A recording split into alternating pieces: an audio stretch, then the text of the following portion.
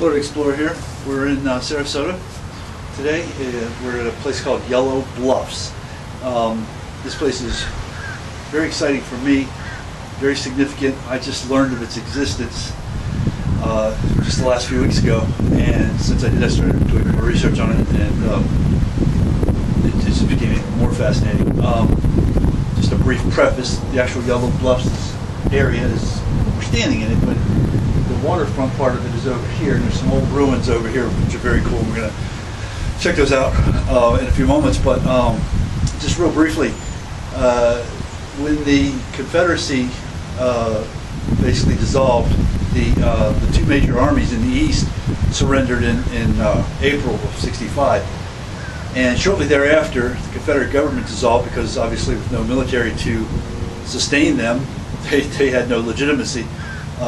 So they got out of Dodge. Davis fled south. They all fled south, essentially. I think one or two of them might have gone to Canada. But the main guys, Breckinridge, Benjamin, who we're here to talk about, Davis, all fled south. Davis got caught in early May '65 in a place in South Georgia, which we visited, and that's also extremely cool. There's memorials there and everything. There's a whole state park around it, so that's really neat. But Breckinridge, let me just preface real quick. Breckinridge fled to the East Coast and had a really harrowing experience. I read a book about it one time. It was very interesting. And he spent days in skiffs and in and out of the Atlantic Ocean, half starving. He finally was able to make his way down to the Caribbean, and he eventually came back. Benjamin, who is the Judah P. Benjamin, who is the brains of the Confederacy, easily the smartest guy in the Confederate government, Secretary of War, Secretary of State. He fled south. He made it to Gamble Mansion. Now after that, I never really paid too much more attention until I discovered this place. He went to Gamble Mansion. He stayed there until the Feds started sniffing around that area, and basically flushed him out. He went to another place for a few weeks nearby. Then they brought him here under cloak and disguise type deal. They brought him to this area, and this is the embarkation point for Judah P. Benjamin, where he got on a boat and got out of here. He went down to the Caribbean islands, hung out for a while, made it over to England, and continued his practice of law in England, which must have been very interesting from a standpoint of laws, practicing laws, different types of law, although fairly similar. Anyway, and he never came back. He didn't care. He wasn't born here. He grew up here, but once the Confederacy collapsed, he didn't really care. He was gone, and he died there. And he was very, very, very successful there.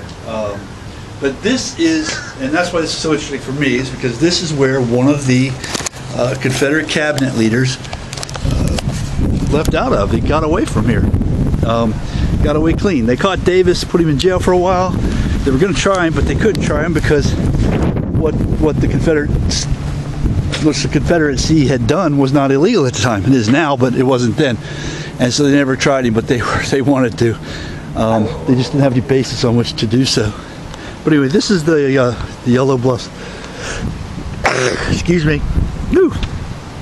Anyway, and there's some really cool pier ruins. I don't know if those are the ruins from the pier that carried his boat. They could easily have been. They could very easily be those pylons. That is obviously an area where these people would have come down to get on this boat. Now, there's some great big conglomerate thing over there, but the modern deal, I don't know what it's all about, but the steps that we're looking at here and the portico, that's pretty elaborate. So there could have been something, big fancy country club, hotel, whatever, up there. But this is where he got on a boat and left. Yeah, a schooner of some kind, as I recall the story.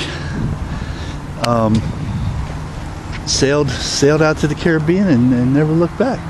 So this is Bluffs. Oh, this was also a sacred place for the Indians. The Indians used this, lived in this area.